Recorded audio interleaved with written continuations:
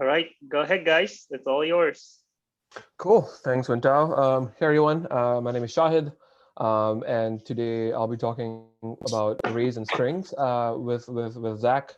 Thankfully, I think a lot of the heavy lifting about arrays was done last week, so I'm just going to sort of recap some things and sort of tie some loose ends up. Um, just want to give a quick intro about myself. I've been working for the past 2 years at a company called Arista Networks. They're not super well known.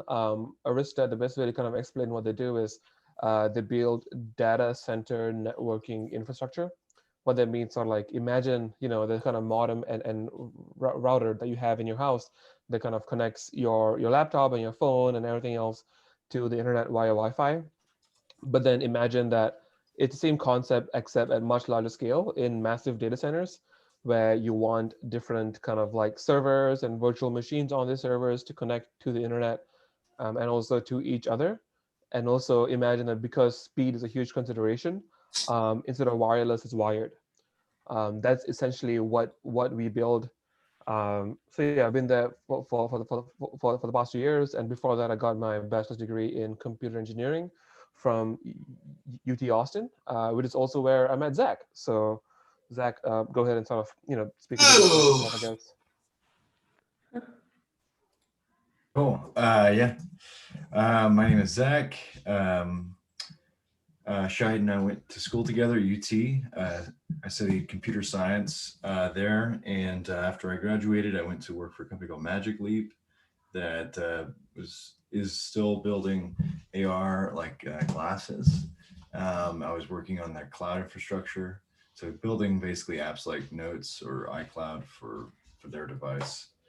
And then I worked for a moving company that was like Uber for moving, also on their back end infrastructure or platform, building out APIs and managing the infrastructure. And then now I work at basically a startup that is building analytics for e-commerce brands, so brands that are using like Shopify, Facebook, Google.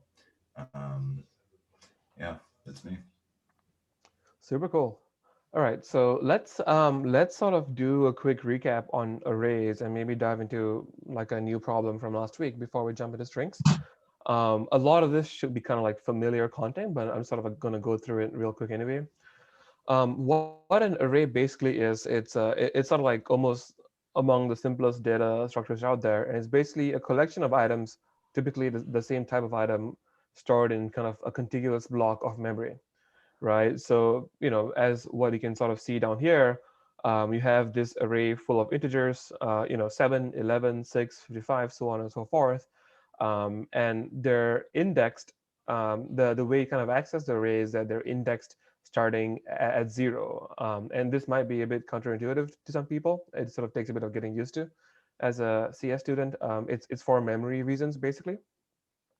So yeah, given an array A, AI denotes the I plus ones object stored in the array. So for example, A0 gives you the first object, A5 gives you the sixth object, and if the array length is 9, 9 minus 1, 8 gives you the last object. Last week, I believe you all also sort of went through the 5-step approach to technical questions from cracking the coding interview. These 5 steps, just for a quick recap, are: 1, ask questions; 2, design an algorithm; 3, write the pseudocode. So sort of just have a rough understanding of what the algorithm will look like in code form. 4, write the actual code, which means taking the pseudocode and dealing with sort of like syntax issues, dealing with test cases, etc. And lastly, test your code, run some test cases, run the edge cases, fix the bugs before you present your final solution. And I believe last week you also sort of went through the problem of the pivot index, right? Again, quick recap of that.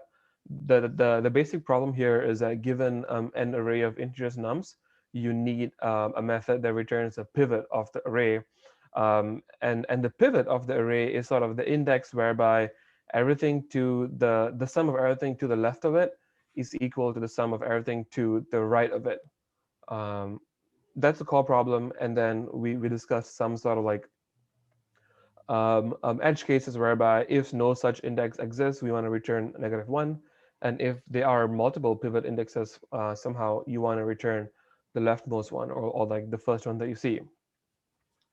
And once again, a sort of simple brute force solution for this would be to kind of iterate through every index in the array. So that means like 0, 1, 2, all the way up until like length of array -1. Compute the sum of everything to the left, and then compute the sum of everything to the right. Check if they're equal. If they're equal, return that index. Otherwise, check the next one. The issue with this is that it's a very kind of slow algorithm. It's not the most efficient operation. What that means is that like, uh, pardon me, was there a question? I don't think so. Right. Cool. So yeah. So what that means is that for every index, when you're at every index, calculating the sum and evaluating if they're equal takes O of n. You do that for every index in the array, in the average or worst case. That's also an O of n operation. So the total runtime will be O of n squared, right? And that's not the most efficient. But a simpler way of doing it is you kind of pre-compute the total sum of all the numbers, and then for every index, if you know the left sum, you can compute the right sum by sort of taking the total sums minus the value at that index minus the left sum. And the way you can sort of like check the left sum is to kind of keep account of the sum as you iterate through the index. And so that means that you only have to do a single pass of the array, and then you'll find your solution within a single pass, and that brings your runtime down to O of n, which is way better than O of n squared. And I think you'll have seen this sort of very simple code as to how to go about the problem. So yeah, I kind of breezed through that because it's sort of content that you've already covered. Um, Somebody in the Slack brought up this this issue, this question on LeetCode, which is the median of two sorted arrays of different lengths. I should say. And this was like a very interesting one. It was a hard one whereby maybe the kind of naive solution was easy to get to, but also inefficient. And the efficient solution was quite tricky to get to, even like for me myself. So let's spend some time talking about this. I will also give a quick caveat that again, this is a fairly complex problem. So I'm going to do my best to explain this, on the slides and via sort of different diagrams that we have. I've also included a link for a video explanation of this problem, which I found to be very helpful. And if it doesn't make full sense on this pass through, definitely kind of happy to answer questions at the end. But I would kind of request that y'all spend time to watch the video on your own time after this lecture as you review. And then if you have any questions still, definitely feel free to ping me on Slack anytime, or bring them up in your kind of like pod meetings with your mentors. All right, so yeah, let's dive into the problem. The problem here is that given two sorted arrays, nums1 and nums2, of size m and n, you want the median of the two sorted arrays. And what the median is essentially kind of the kind of intuitive understanding is that it's the element in the middle of the array, right? So in this first example here, you have nums1, which consists of integers 1 and 3. You have nums2, which consists of integer 2. The merged array is this that you see over here, 1, 2, 3. By the way, is my cursor visible or Yeah, we can see it. Great. So yeah, the merged array would be 1, 2, 3. The middle element, so the median element is 2. Similarly, in the second example here, nums1 is 1 and 2, nums2 and 3 and 4. The merged array will be 1, 2, 3, and 4. And in this case, because you have an even number of elements and not an odd number, there's no one single middle element. you want to take the two middle ones, 2 and 3, and get the mean of them, which is 2 and 5. Right. So when you encounter a problem like this, perhaps one important thing to quickly clarify is what defines what the median is, right? So we sort of discussed about sort of how it's intuitively the middle element. So that means that if n is odd, it's the element in the middle, and then if n is even, it's the mean of the two elements in the middle.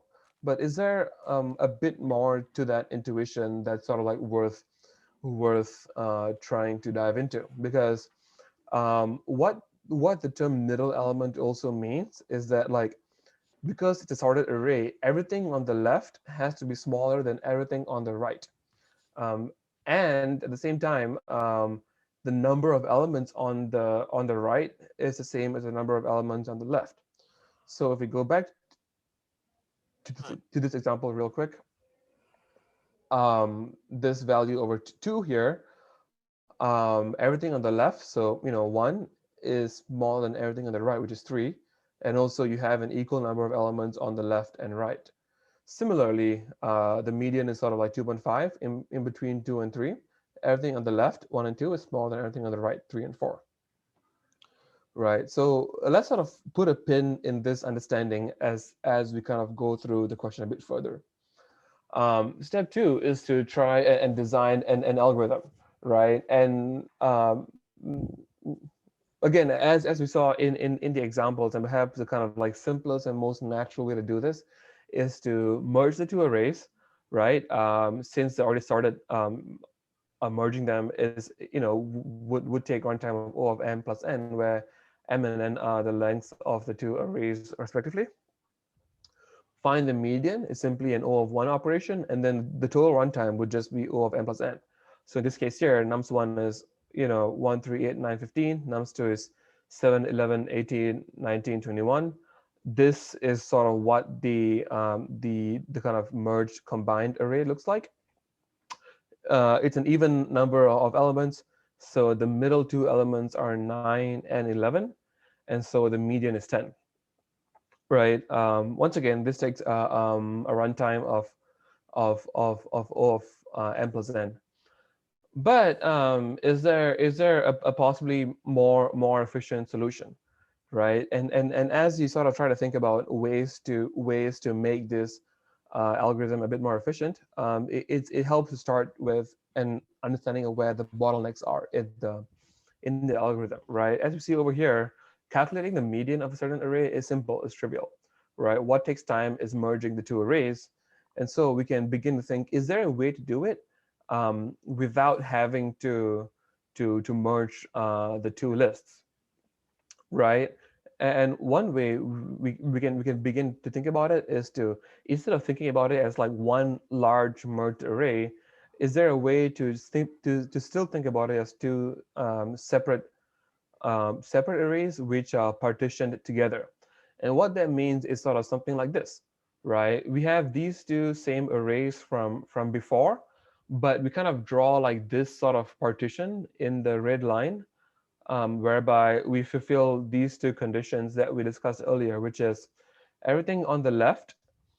Sorry, well, firstly, the total number of elements on the left and the total number of elements on the right are the same. On the left, you have 1, 3, 8, 9, 7, 5 elements. On the right, you have 15, 11, 18, 19, 21, five elements. Also, everything on the left is smaller than everything on the right side, right? The largest elements on the left are 9 and 7. The smallest elements on the right are 15 and 11, right? And at this point, you've almost found your median already, right? Your median lies somewhere near this partition line that we've discovered. So how can we kind of understand this a bit more precisely? What that means is that, like, in this case up here, similar to the one that we saw earlier, nums1 and nums2 contain x1 through 5 and y1 through 7 respectively, right? The condition for having found the proper partition is that again, same number of elements on each side of the partition, and everything on the left is smaller than everything on the right.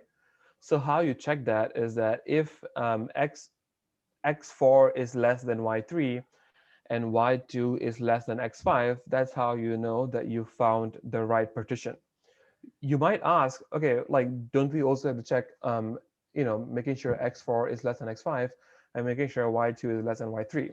But in this case, like, we already know that. We already know that to be true because nums1 and nums2 are sorted arrays, right? So at this point, you know the median is sort of somewhere around these four elements: x4, x5, y2, y3.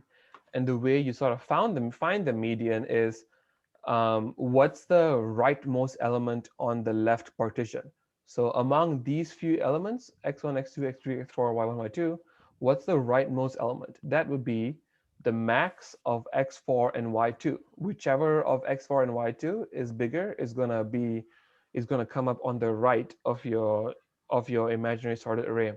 Similarly, what's the leftmost element on the right partition? Meaning between x5, y3, y4, y5, y6, y7, what's the leftmost element? That's going to be the smaller between y3 and x5, right? Now that we know that, and now that we know that, again, the total number of elements even, the median would be um, the the rightmost element on the left side, that's the max of x4 and y2. The leftmost element on the right side, the minimum of x5 and y3, you take the average of these, and that gives you the median.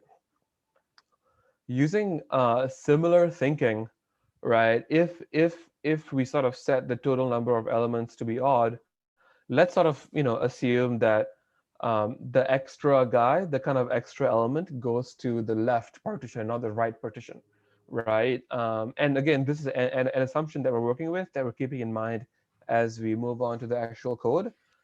If you wanted to assume it the other way, which means the extra element would be on the right partition, you sort of just have to adjust your pseudocode and your code accordingly.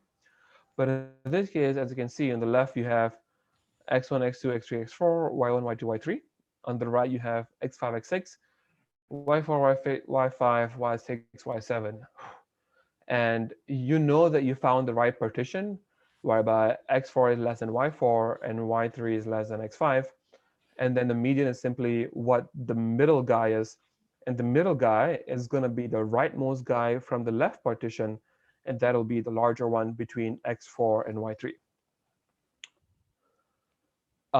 And now the question is sort of like, how do you find the partition point, right? What's the best way to partition these two arrays? Because as you can sort of see by these different dotted lines here, um, we kind of know, there's many ways to partition these arrays, right? It could be this red line here. It could be this sort of green line here. It could be this blue line here. And as you can probably guess by now, the other ways would be sort of like where I'm tracing with my cursor here, where you partition it at like x2 and y4. You can partition it at like x1 and y5, or you can sort of go all the way and partition it at like, at the very beginning of nums1 before x1, all the way up to y6, right? So the question is, there's all these potential partitions, and you want to find the partition that fits our conditions, right? So how do you find that partition in a kind of like efficient, effective way? And the answer is binary search. Now, I'm not super sure how familiar folks here are with binary search, and then we'll spend some time diving into it whoops later. But let's sort of put that aside for now, right? So binary search is simply a more efficient mechanism for us to find our partition point. Um, Once you have a certain partition point, how do you kind of go about checking whether that's our guy, whether that's the partition point that we want? Well, first of all, it helps to know that for a certain partition point on nums1, we know where to partition on nums2, right? Because we want the total number on the left part on the partition to be the same as or one more than the total number on the right of the partition, right? So that's sort of how we sort of get this formula where the partition of nums1 plus the partition nums2 should give you the sum of the number of elements plus 1 divided by 2. The reason this plus 1 is here is it sort of makes the dividing easier, because if in the odd case we want the extra person, the middle element, to be on the left and not the right, and it's something that we'll kind of contend with a bit more concretely as we look at the code, right? Now, for okay, so this gives you the formula as sort of how to figure out what the partition points are given a certain partition point on nums1, what the corresponding partition point will be on nums2. Now, for a certain partition, how do you know that you found the median partition? What that means that if the max on the left of nums1 is more on the right of nums2, on the minimum on the right of nums2, and the max on the left of nums2 is smaller than the minimum on the right of nums1. What that basically means is, for example, this red partition, if y1 is less than, there's no there well, sorry, let's ignore the red for now because that's an edge case.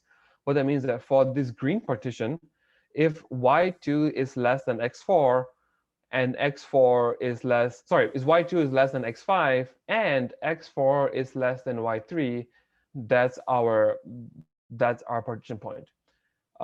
If not, say we move on and we check the blue partition where we want to make sure that y3 is less than x4 and x3 is less than y4. That's our partition point, right?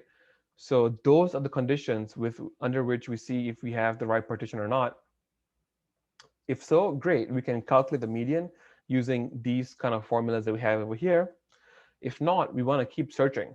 And what that means is you kind of narrow down the scope to either the left or the right using binary search. And I'm going to digress a bit to give you just a bit of intuition as to what binary search is. And hopefully, well, actually, no, I believe it's going to be covered in a future lecture. But let's start by watching this quick clip, which I think gives a pretty good sort of intuition as to what binary search really is. And by the way, if you can't hear the audio in the clip, please let me know. So what might an algorithm be for a problem that we might want to solve? Well, consider this. This is an old school problem where you might have lots and lots of names and lots of numbers, and those names are hopefully sorted alphabetically from A through Z in a book like this. And even though most of us don't really reach for this technology anymore, consider that it's really the same as your iPhone or Android phone or other device, which has all of your contacts top to bottom, and you can scroll through them from A to Z, or you can search for them by typing into the little autocomplete box. How is even your phone solving this problem? Well, let's consider a simple approach. I'm going to look at the first page and look for someone on the phone book. Suppose that person's name is Mike Smith, last name starting with S. Let me go ahead and look down. He's not here. Let me turn the page. Let me turn the page. Let me turn the page. This is an algorithm. It's a step-by-step process for solving a problem, finding Mike Smith. Is this algorithm correct, would you say? Yeah. I mean, it's pretty slow. It's pretty stupid in that it's going to take, oh my God, forever, like hundreds of page turns to find Mike Smith. But if he's there, I will find him according to this step-by-step approach. What if I speed things up a bit just because it's tedious otherwise? So I do 2, 4, 6, 8, 10, 12, 14, 16, and so forth. Is that algorithm faster? Absolutely. Literally twice as fast. Is it correct? No, why? Yeah, we might skip them. I might get unlucky, and eventually I might get to like the S's, but darn it if Mike wasn't in between two pages as I turn them at once. So it's not a fatal flaw. That algorithm I could fix by just saying, if you hit the T section, or maybe SN instead of SM, just back up one or so pages just to fix that bug or mistake, so to speak. But it at least is twice as fast. But if this phone book has like 1,000-something pages, it's still going to take me maybe like 500 pairwise turns just to find Mike Smith. That's a while just to look someone up. But most of us, if you've used this technology, instead did what back in the day? Go like roughly to the middle, right? If there aren't little letters on the side of which to cheat. So go roughly into the middle. I'm in the M section. Now, the M's, of course, mean that Mike is not this way, which would be the A's. He's probably this way toward the Z's because S, of course, is between the M and the Z. So at this point, I can literally tear the problem in half, throw half of the problem away very dramatically and unnecessarily, making the point that we've now gone from 1,000 some odd pages to what, 500. And I can do it again. Oh, I went a little too far. I'm now in the T section, so I can tear the problem in half again, throw that half away, and now I'm down to from 1,000 to 500 to 250 pages only after just 2 steps in this step-by-step process. And if I repeat this again and again and again, hopefully I'll be left ultimately with, say, just 1 page on which Mike Smith either is or is not, and I can call him or quit. Yeah, so I hope So what might an algorithm... I hope you all managed to catch that, right? What that basically means is if when in like a sorted array or a sorted collection of some sort, if you're searching for a certain element, the kind of naive way is sort of like just iterate through the entire array and like just kind of go through, okay, index 1, index 2, index 3, index 4 until you find it, right? And I mean, that's fine in that it works. It'll still give you like the correct answer. The problem is that it takes more time, right? You're kind of not really taking advantage of the fact that the array is already kind of in order. It's already sorted. So in this example, as you see down here, we're trying to search for the element 23, right? What you can kind of do is just like start in the middle. The middle gives you 16. What that means is that like, we know that 23 is larger than 16. So it's got to be somewhere on the right. It can't be on the left because everything on the left is smaller than 16. So let's forget the left side for now. And then let's just sort of check on the right side. Let's check the middle of the right side. 56. Now that's too big, right? We know the 23 is less than 56, so we can sort of forget everything on the right here. And you kind of keep narrowing down the scope until you find, you sort of find the answer here, which is 23, right? And that is simply the explanation of kind of what this like pseudocode over here gives for binary search. I suppose, this is like a fairly core concept, almost a bit more important than the earlier, than the median question that we were discussing. I'm happy to pause here for any questions people might have about binary search specifically.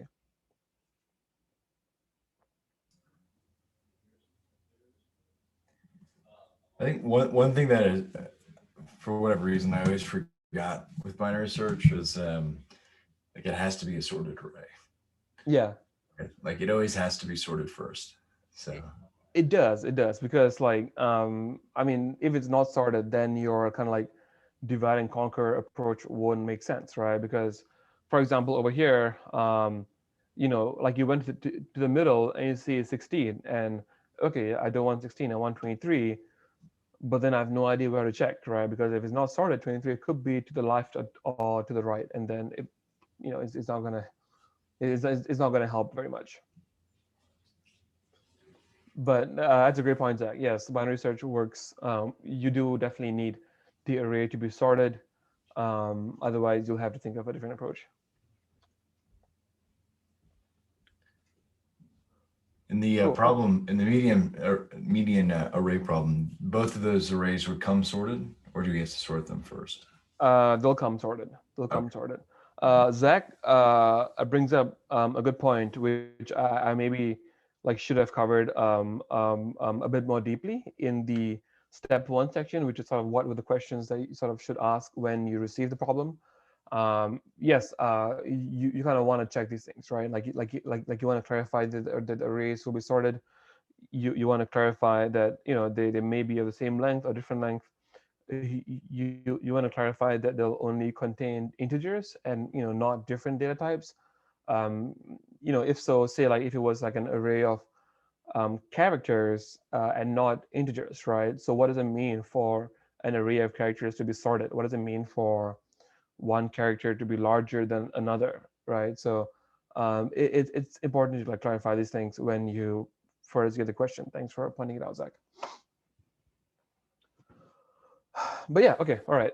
If there are no questions on binary search, let's move on. So that hopefully gave you an intuition as to how it works, and a bit of intuition as to like sort of why we prefer it, right? Because what happens to the size of the array considered after each iteration, right? You kind of like narrow it down by a half each time if you realize that. So instead of sort of going through every element in the array, which give you an O of n runtime, you with every iteration you narrow down the search by half and then half and then half and then half, and that gives you an O of log n runtime, which is thankfully much faster. Let's get this. So yeah, some quick code here. I'm not going to spend too much time on this because this is the kind of thing you can find easily online, and you'll sort of also have this access to the slides after this lecture. My only intention was sort of give you an intuition for what binary search really was.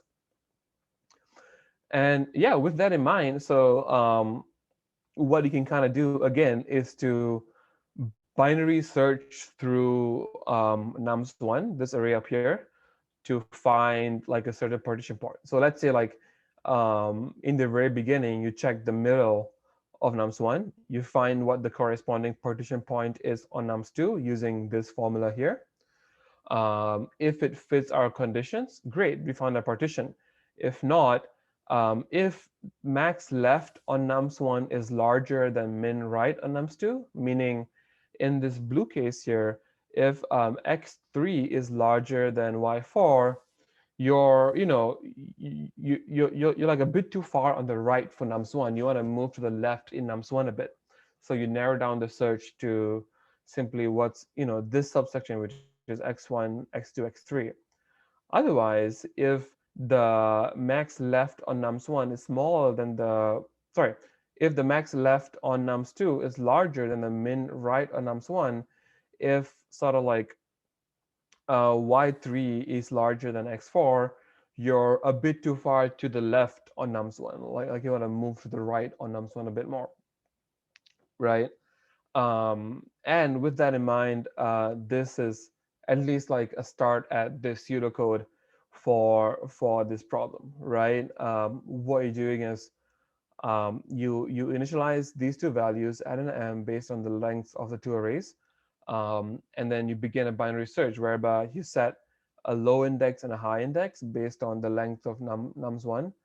You find the corresponding partition for nums1. I'm calling it part 1 here. You find the corresponding partition for nums2, which is m plus n plus 1 divided by 2 minus part 1. You figure out what your max left on nums1 is, min right on nums1 is, max left on nums2 is, and min right on nums2 is, based on these two partition indices, which again correspond to, say for the blue partition, x3, y3, x4, y4 correspondingly. You check if it kind of fits your conditions over here. If we do, fantastic, we find the median and return it. Otherwise, depending on sort of if you're kind of too far to the left or too far to the right, you adjust accordingly. If you're too far to the left, you kind of refocus on the right. If you're too far on the right, you refocus on the left. Now, again, I know that this was pretty heavy and a fairly difficult algorithm to wrap your head around. So what my kind of ask or my kind of request is sort of like, please give this a try on your own. Spend some time to like think about it, ponder about it. This video helped me a ton. It kind of gave me the intuition for it, because I frankly did not have a good intuition for how to solve it before watching this. So please spend some time to watch this and kind of like ponder over it. The person in the video, he kind of draws out some examples on a whiteboard, which kind of like helps to get an understanding about it a bit better. And if after that there's still difficulties, feel free to ping me. Feel free to talk to your pod mentors about that, and we can sort of move on from there. With that, I'm at the end of sort of the array section. Happy to take any questions right now about anything arrays. anything that anything that you have some confusion on, anything that we might have missed before we move on to strings.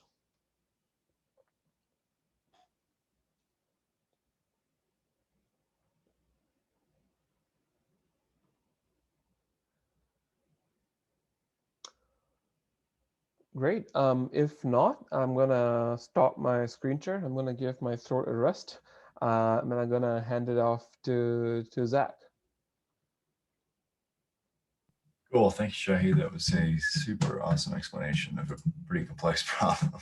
So um, I feel like maybe I should have. The problem I'm going to present is not as complex, which may or may not be a good thing. But let's get into it. So can you guys see my screen all right? Is it too big? That's good. It's good. Okay. So yeah, strings. Like before we kind of talk about what strings are, I mean, does anybody have any? Does anybody want to try to suggest like an explanation for what a string is? Doesn't have to be anything crazy. I mean, we have the definition up in front of us, so I guess it's not a secret. But a string is basically, it's like an array, right? It's a continuous piece of memory. And but in those pieces of memory, there are characters. So strings are kind of ubiquitous data structure. I mean, we see them everywhere, just like arrays.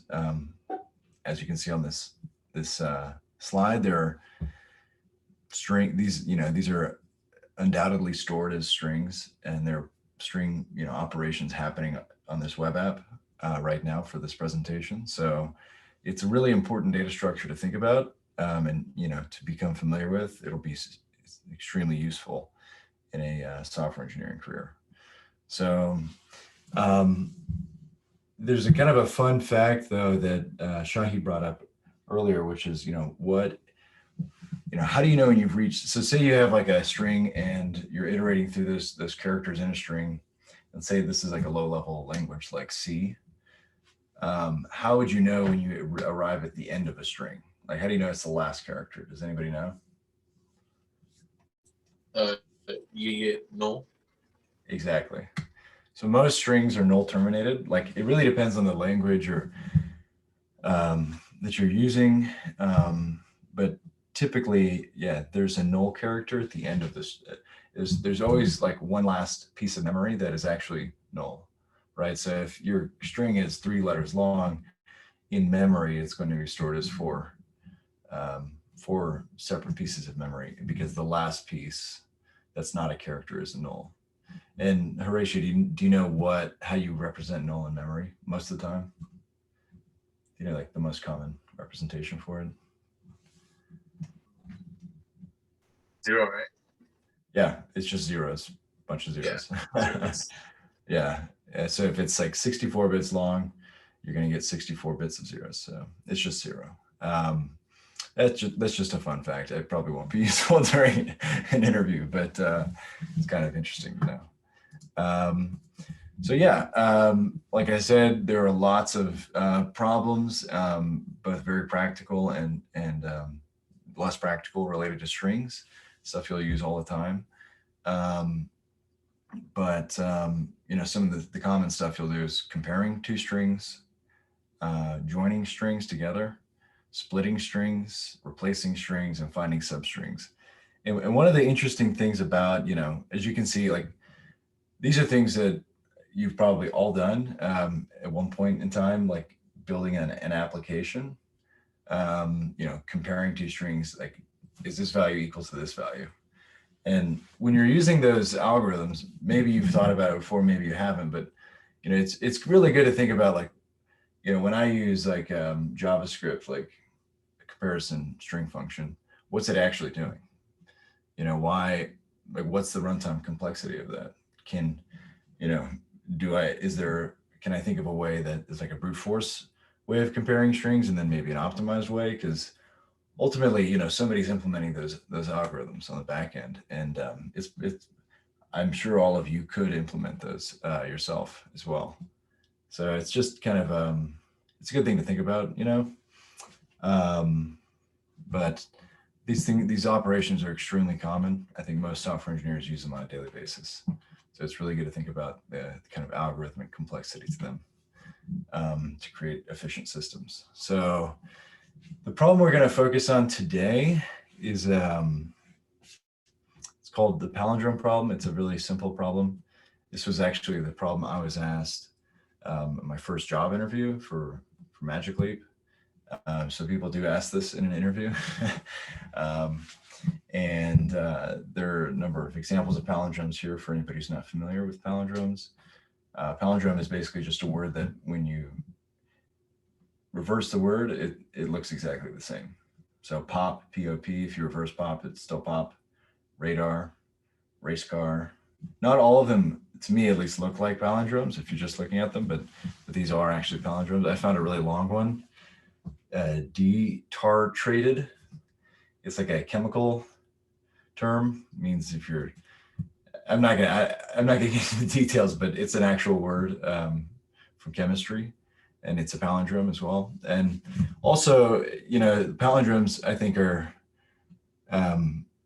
at least in like computer science, you can consider a string a palindrome as well. So this is a palindrome down here. Drab is a fool, aloof is a bard.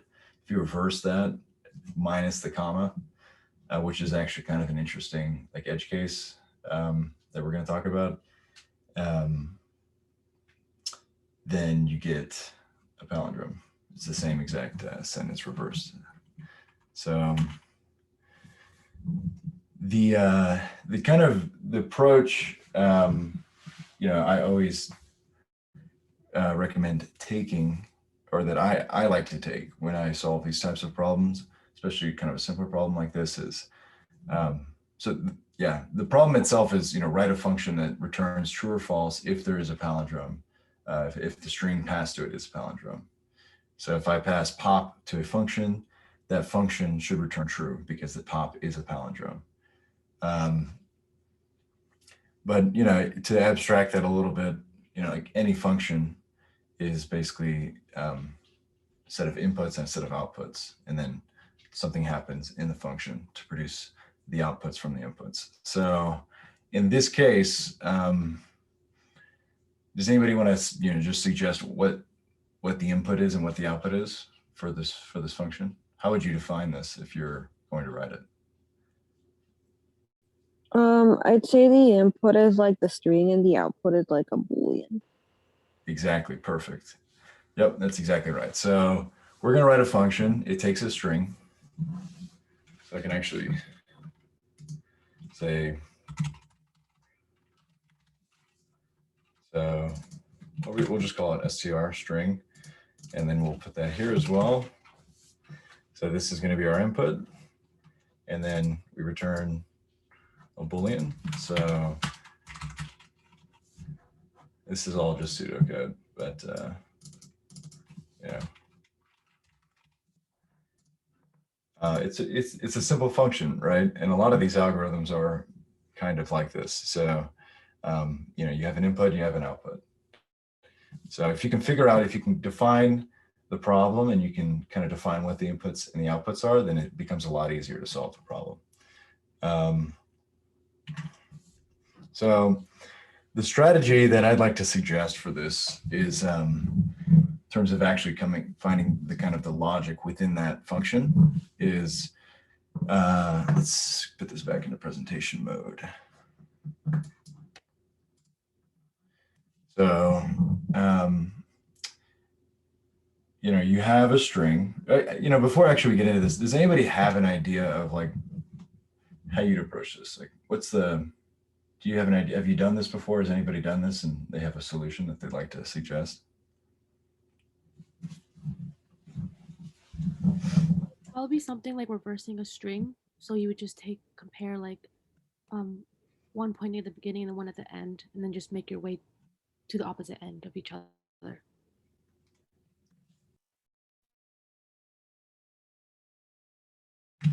Sorry, muted myself. That sounds great. What would the complexity, the runtime complexity be for something like that, do you think? Since you're running through like the number of characters in like the array, I guess it would probably be, I guess so for I guess O of n, I think, or Yeah. O yeah, O of m I think. So yeah, the first thing you do is reverse the string, right?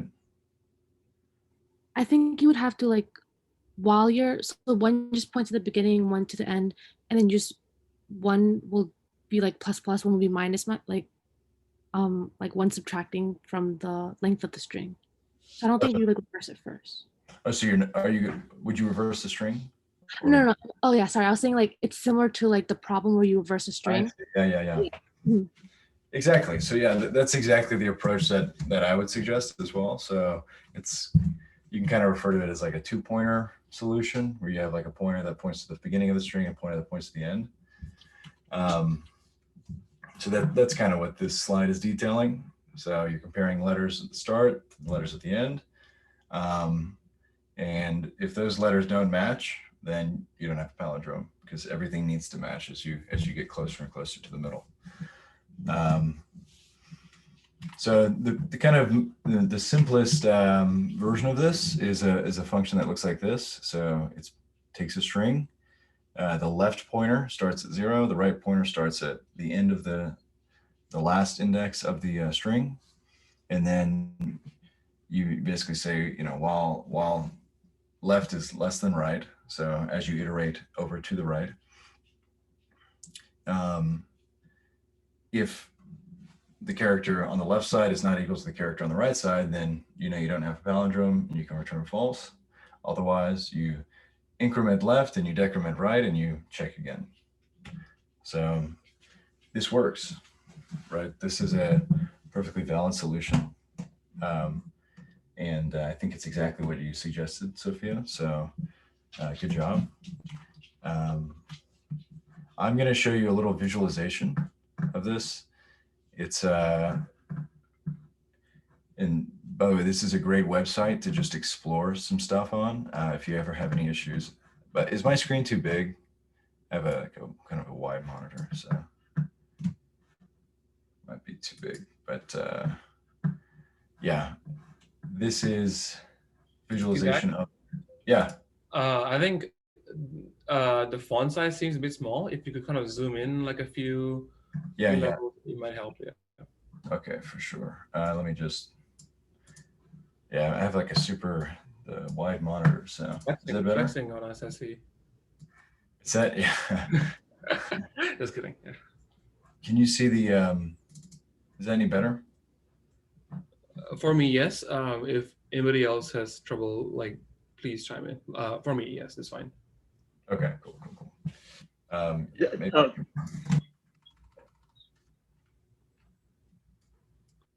Oh, yep. That's so much better, Zach. Okay, awesome. Yeah, unfortunately, the code is a little bit weird if you just read it like this, because it's going to have some code mixed in for actually creating the visualization. But the kind of way this works is we'll play this. We'll start from the beginning. So as the algorithm suggested, you start on the left. You have your left index and your right index, what we've printed out here. So we've fed it a string radar. And we have our indexes set up for left and right. And we're gonna look at the left, we're gonna look at the right, and it passed because they are the same character. And then we're gonna look at A. We're going to shift left up, we're gonna decrement right, we're gonna look at A. They match, so we're gonna move on.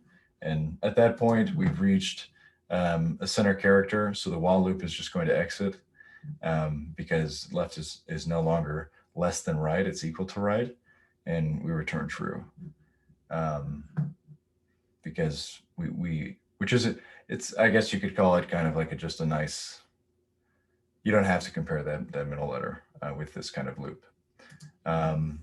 So here's another example of a string that is not a palindrome. Spoiler alert.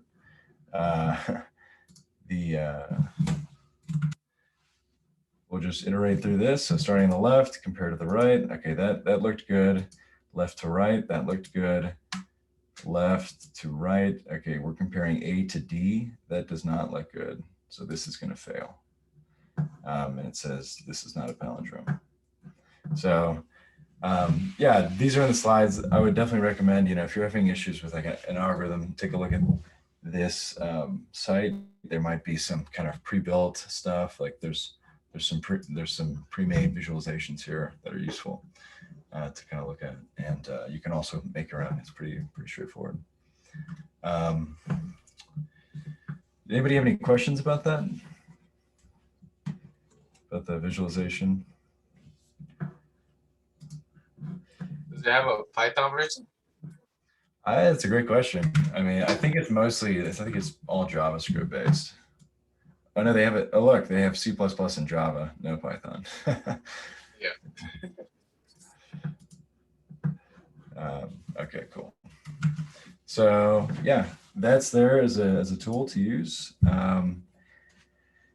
This is just kind of reiterating over the solution that we went over, the 2-pointer solution. And then there is kind of some edge cases here though. So as you can see in these examples, we have commas and spaces. So, a palindrome doesn't just have to be one word. It can be an actual sentence like this, at least in this definition. So we want to alter the solution that we already have to make it work for this. So you can imagine maybe in an interview, somebody presents you with the palindrome problem. They say it's just a word, and then you finish it because you're awesome in like 5 minutes. And then they say, okay, but now I'm going to give you a sentence that has commas and strings and spaces in it. And I want you to like come up with a solution. So the best thing to do would not be to start from scratch, right? Just take your existing solution and then alter it to make it work for this new kind of problem set. So it shouldn't be too hard, right? Does anybody want to kind of just suggest like a way that we could alter the existing solution? Anything, kind of a simple approach?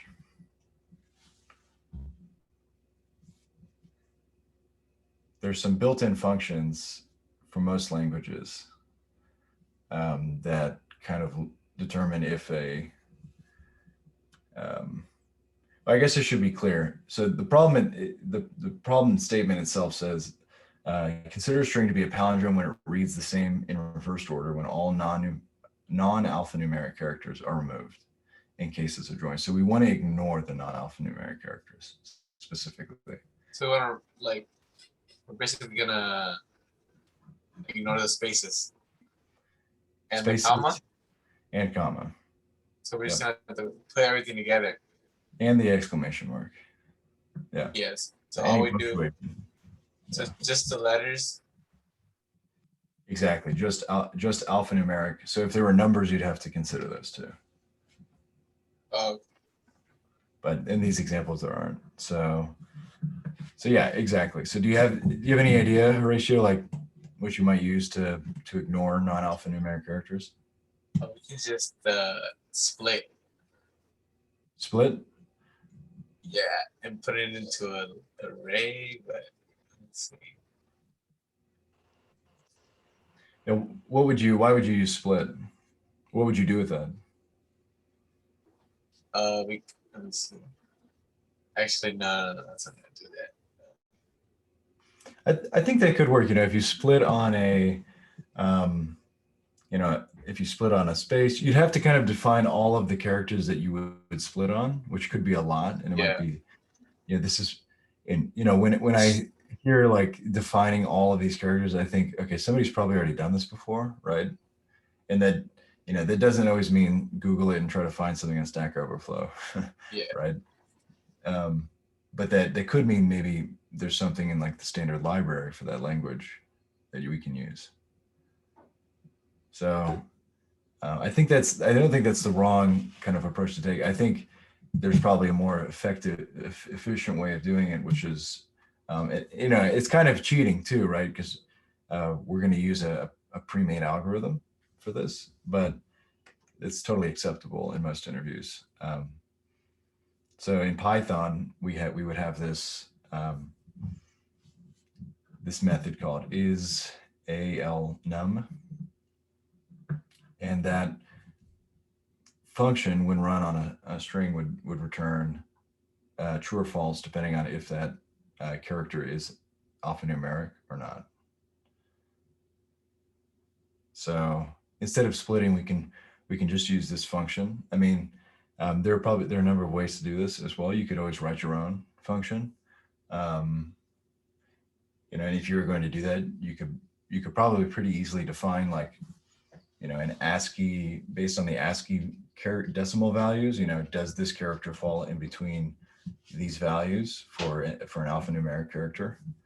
That would change if you're using Unicode. Anyway, there's a lot of things to think about here, but you can keep it really simple and basically just kind of alter the existing solution to add this check for is alphanumeric function, which will return true or false. Does that make sense? It makes sense. I have a question though. Would it be easier, or like, could you also just like first loop through your string and then like create a new string only with the numerical, like only with the characters that are letters? Like, let's say like you have the whole sentence and then like first you look through it, right? And then like you create a new string only with the letters, and then you basically just like run the code you already had for the new string that's only letters. So I really like that line of thought, because that's definitely kind of an engineering approach to it, because, say you may not have the ability to alter the algorithm, right? Like you might just have this function that you have to use called isPalindrome, and the limitations of it. And the limitations are it's not going to check if it's alphanumeric, right? So, and then in your case, you'd be doing the right thing, because you're basically going to provide it like a cleaned input, right? As opposed to having to clean it within the function itself. The only downside to that, I think, is you're already iterating through the string in this isPalindrome function. So to iterate it through it once before and then again in the isPalindrome is going to be a little bit less efficient. You're kind of iterating through it twice. Which, it's not like terribly inefficient. It's still just kind of an O of N operation. But it's not really an optimized solution, I guess you could say, given that we have access, given that we can alter the function itself. Okay, yeah, thank you. Sure. So yeah, I mean, I think that this is one approach you can, if I would definitely recommend thinking about maybe other approaches you would take, as there are many, but don't be afraid to use like built-in functions like this. And I guess the flip side of that is make sure you're, familiar with these types of functions in whatever language you choose to use for your interviews. By the way, the complexity I forgot to mention on this is O of N, because you're iterating through the whole string. And so that's it. Anybody have any questions in general on strings? Any problems they want to talk about? How is it O of N if there's a while loop instead of a while loop? So in this case, the outer while loop is iterating through the whole string. Well, the outer while loop is really just a, you can think of it more of like an if statement, because it's saying basically stay within this loop as long as this statement is true. It's not like, it's different than if you put two, it could just be like the fact that we're using this type of, like Python. It's kind of it looks weird, but if you had like a for loop within a for loop, and in the inner for loop you're iterating through a part of a substring or another string, and the outer for loop you're iterating through the whole string or a totally different string, that would be like an O of N squared operation, right? Which I think is what you're getting at. In this case, the while loop, the outer while loop, basically functions as an if statement, saying, while this condition is true, while the left pointer is less than the right pointer, continue to do this stuff. And then the inner while loops are saying, basically, while we're actually looking at a character that is an or that's not an alphanumeric character, actually iterate that pointer? It's actually a really good question because that's a very confusing thing, I think. Just looking at it, you would think, okay, it might be O of n squared, but not every loop within a loop is an O of n squared operation. It's really comes down to the fact that like in this problem, you're still just only ever like moving the pointer. I don't know, maybe Shahid or Wentao, you have a better way of phrasing this, but, or maybe, yeah. I think it helps to note that like the inner while loop has the same condition as the outer while loop, right? So it's sort of like, and, you know, if you had like a graphic, it might help. But if you can sort of see my hands, you're just always continuing inward, right? Until you sort of like reach the condition where like left equals to right, and then you like break. Um, all that's saying is sort of like, you know, you have two pointers, start and end. Make sure the pointer is checking an alphanumeric character. So like keep going in on one side and keep going, well, yeah, sorry. Yeah, keep going in on either side until you hit an alphanumeric character, and then do the comparison. And then if they're the same, great, keep checking. If not, we can break. Along the same lines, Zach, I think, I mean, yeah, I think in this code here, before the if statement, before like is s left not equals to s right, return false, we might need a if left larger than or equal to check. Does that make sense? Because you sort of might break out of the two inner while loops with the condition that left equals to right, instead of the condition of s left isn't, or s right is not alphanumeric. Does that make sense? Oh yeah, I see what you're saying. So kind of like as we're iterating these two pointers, trying to find the alphanumeric characters, we might actually go beyond the point of like we might actually break this like condition of left less than right. Precisely. Yeah. So I think you might need that before you do the you know, is s left lower not equals to s right lower check. Yeah, I think that's a great point. Yeah. But Horatio, does that answer your question? Or Yeah, makes sense. cool. Okay. Yeah. Okay. Great. Yeah. Any other questions about strings? Anything anybody wants to talk about?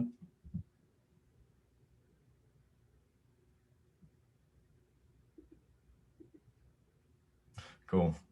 Awesome. You guys are definitely string pros. So this is an appendix, I think, that you can use to just reference a bunch of stuff. But that's the end of these slides.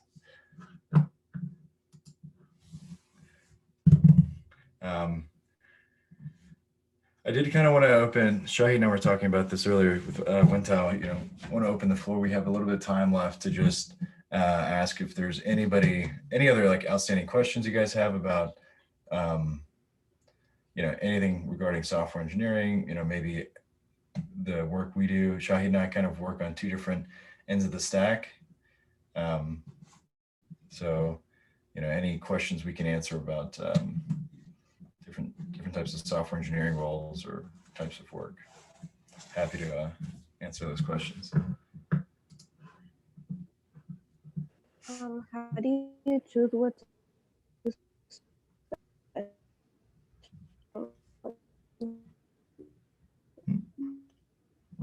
Hey, Maria, I see, I heard you for a bit, but it broke up a little bit. Could you repeat that?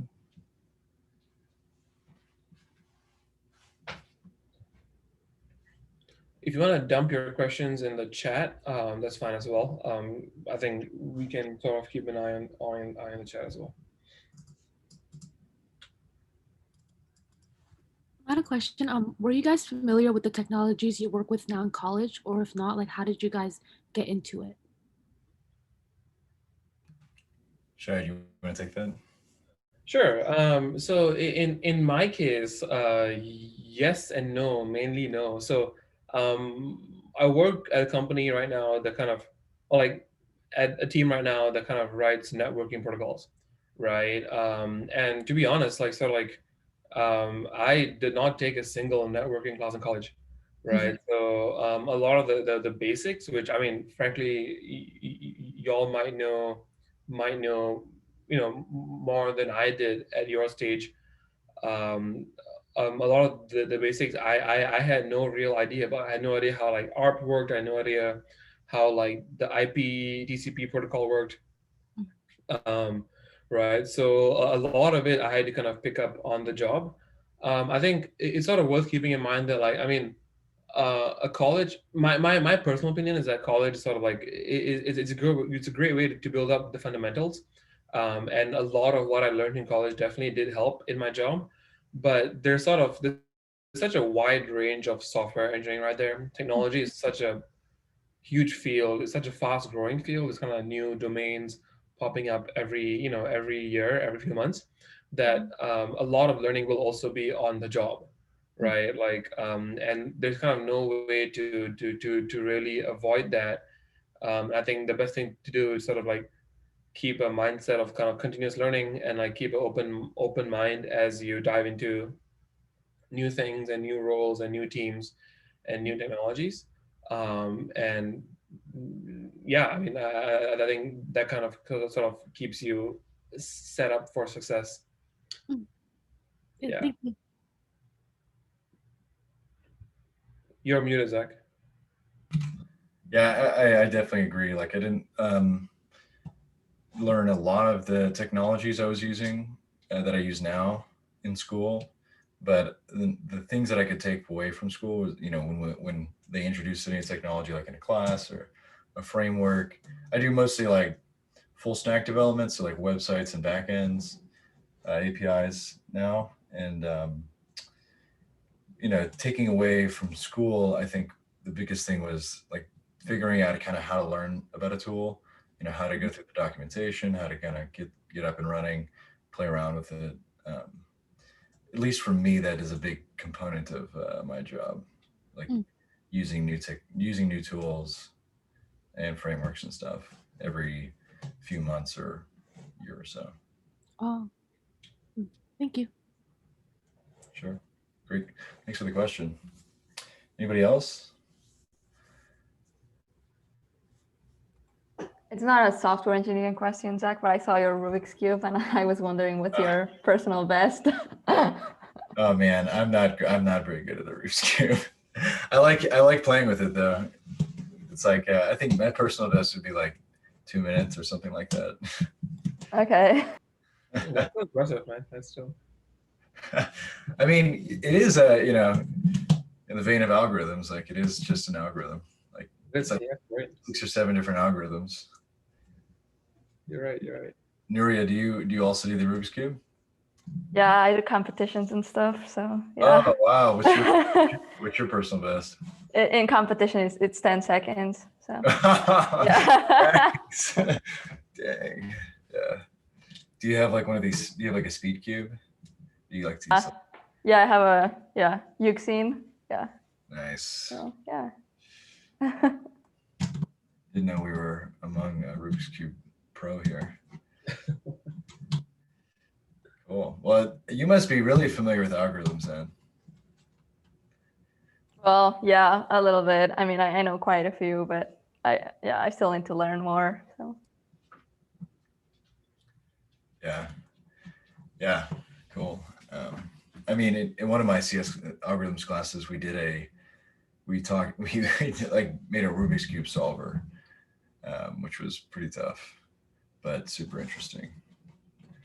This ends up being a lot of potential combinations. I think really, once you know the underlying algorithms, just like solving a Rubik's Cube, you can pretty much program a Rubik's Cube solver pretty easily. Yeah. Any other outstanding questions?